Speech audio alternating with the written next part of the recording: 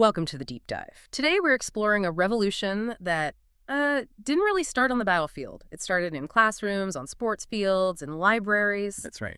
Our mission is to understand how a cultural resurgence, the Gaelic Revival, didn't just save a language. It really provided the essential revolutionary fuel for Ireland's struggle for independence. Highly flammable fuel, you could say. Yeah, exactly. So we're zeroing in on a pivotal period, the late 19th and early 20th centuries.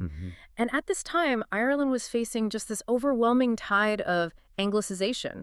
The Irish language, Gaelic, it was so marginalized that our sources describe it as being the badge of a beaten race. It really was. Mm-hmm. And we have to start with the historical trauma that just sped all this up.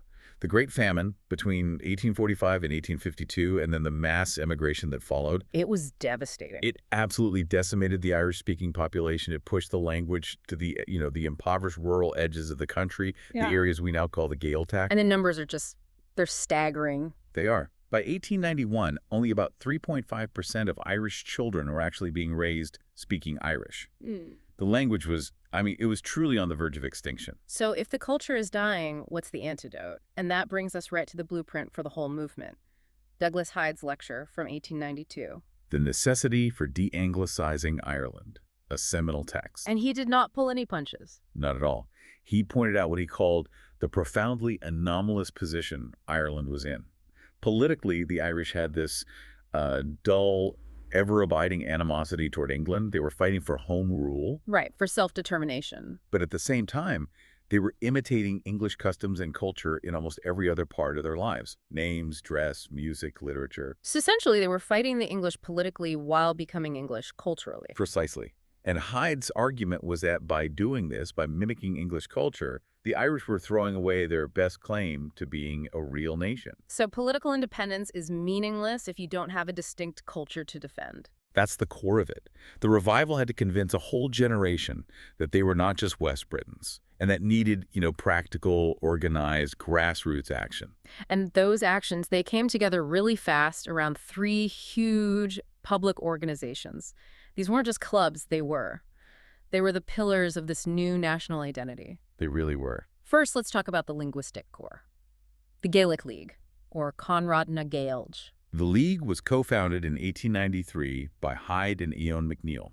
Its sole purpose was to revive spoken Irish, to get it out of the dusty books and back into daily life. And it was a massive success, with branches in almost every parish. And the sources use this fantastic metaphor for the League. It was the loom of Irish national identity. What exactly does that analogy tell us? I love that metaphor.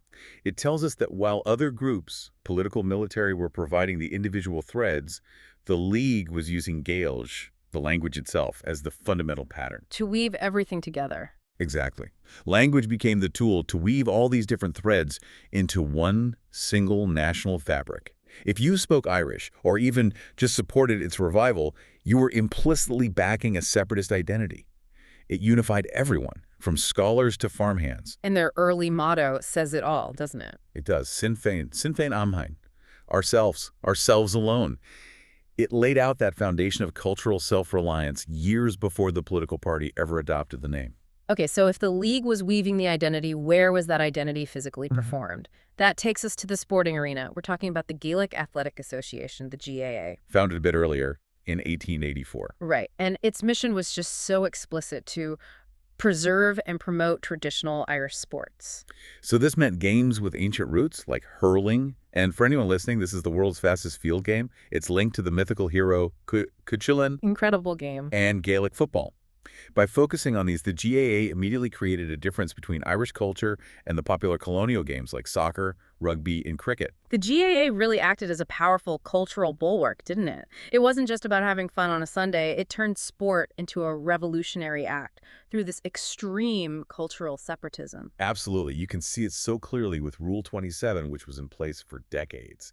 It explicitly banned GAA members from playing or even watching what they call foreign games. That's incredible. Not even watching. It wasn't just about tradition. It was a deeply political rejection of British influence. But the separatism went even further.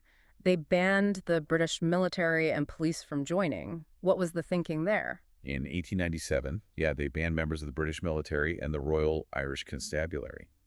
This created this immediate, very visible barrier between the nationalist community and the symbols of British rule.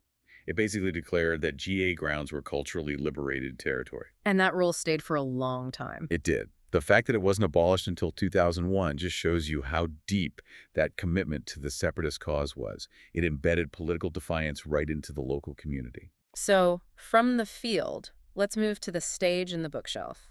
The literary revival, led by huge figures like W.B. Yeats and Lady Gregory. And their goal was to create a new national literature, one that rejected the English stereotypes of the Irish and instead focused on Ireland's ancient idealism, its heroic folklore. But what's so crucial here and so interesting is what they call the Anglo-Irish paradox. Right. The irony was just so thick. It was. Many of the key figures driving this, including Yeats and Gregory, were from the Protestant ascendancy, the traditional ruling class, and maybe most importantly, they wrote primarily in English. Which created so much tension with the hardliners like Patrick Pearse from the Gaelic League. Oh, immense tension. Pearse was so angry about them using English that he actually said Yeats' Irish literary theater should be strangled at birth for using the colonizers' language. Wow. But that friction was almost necessary. The literary revival provided something foundational, a cultural mirror.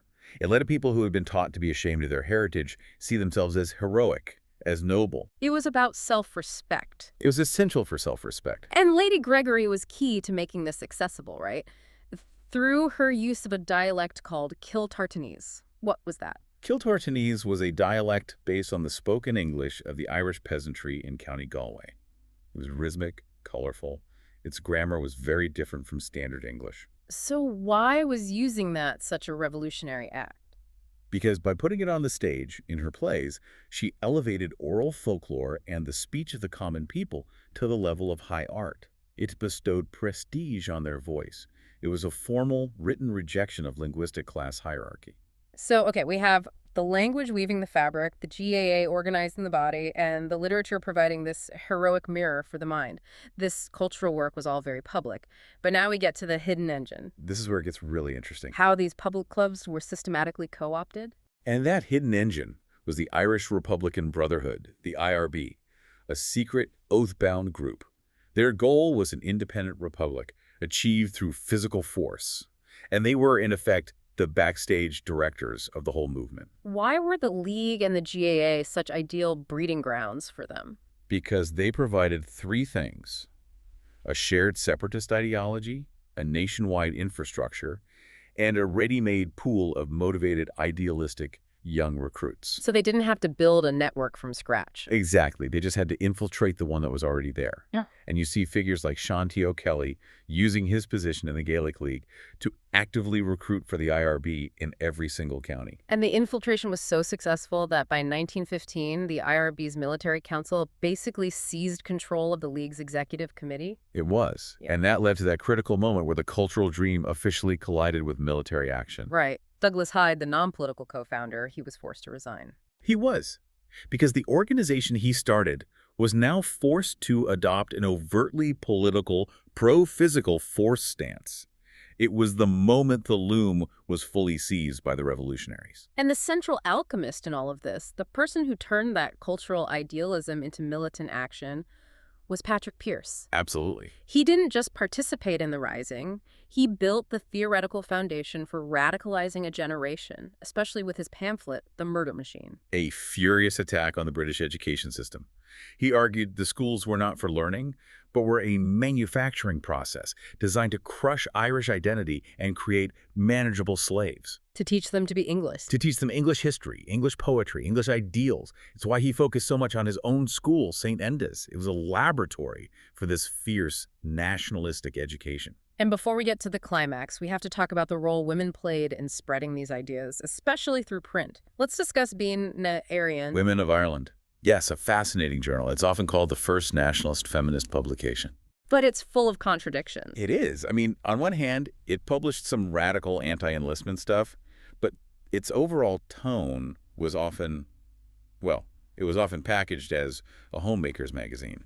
Advice on fashion, beauty, cooking. So why do that? Was it just watering down the message? I don't think so. I think it was a strategy, a crucial strategy, to reach a mass audience of women who were often excluded from the male-dominated political clubs. They channeled nationalism through consumerism, buy Irish goods.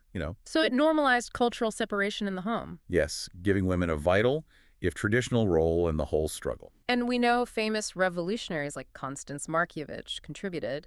Did her radical message get through? Well, she had a column called Woman with a Garden. Some scholars see allegory in it. That controlling pests was a metaphor for dealing with the English. That feels like a bit of a stretch. It might be. The sources note her messages were often masked by genuine advice on cabbage. Her more radical calls for women to arm themselves were mostly reserved for speeches outside the journal. So it shows the pressure to keep the print content palatable. Okay, so all this energy, the language classes, the hurling matches, the heroic poems, it all reaches its climax with the 1916 Easter Rising. This was the moment. The decades of cultural groundwork just erupting into armed revolution. The revival had made the national landscape highly flammable. And the Rising was the sudden strike of a match. Exactly. When Pierce stood on the steps of the GPO and proclaimed the Irish Republic, he was physically manifesting the distinct identity that had been so carefully rebuilt by all these cultural movements. Now, militarily, the Rising was crushed in a week. But the British decision to execute the leaders, including Pierce, Was a catastrophic political miscalculation. It turned them from failed poets and teachers into martyrs overnight. And that galvanized public support for total independence in a way the fighting alone never could have. So when the Irish Free State is established after 1922, these cultural ideals get baked into the new government. Immediately, the U government makes Irish a compulsory subject in all schools, a major top-down strategy to reverse centuries of Anglicization. And then, as this huge symbolic gesture, they elect Douglas Hyde, the co-founder of the Gaelic League, as the first president of Ireland in 1938. A non-political Protestant scholar, chosen by everyone. It was meant to symbolize that the state was founded on this cultural renewal. But this top-down strategy, this compulsory Irish, it faced huge challenges. And there's another powerful analogy the critics use, the linguistic greenhouse. That's a very descriptive one, isn't it? It is. Tell us what that means for language survival.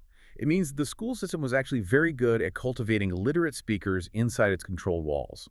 Generations got a foundation in Irish.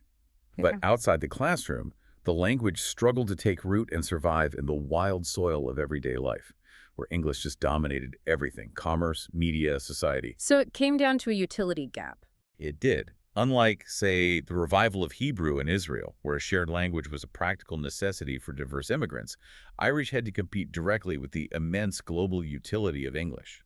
There was no immediate economic or social need for most people to use it. So what's the status of the revival today? Where are we now? Well, the focus has really shifted from compulsory education to securing statutory language rights through modern laws. Like the Official Languages Act. Exactly, the Act of 2003 in the Republic, and more recently the Identity and Language Act in Northern Ireland in 2022.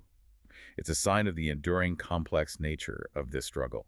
It's now about institutional and legal protection, a kind of life support. Okay, so let's just unpack this one last time. The core insight here is that the modern Irish state wasn't just born from the sudden violence of 1916. It was born from a cultural foundation that was meticulously laid down for decades before. The nation had to imagine itself as distinct, as heroic, and as sovereign before it could ever actually become independent. And that really leaves you with a question to think about, one that's relevant all over the world.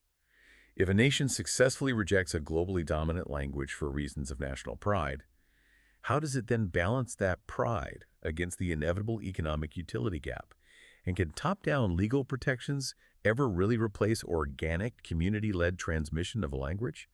What happens when a language's greatest strength, its cultural uniqueness, becomes its biggest hurdle to daily use?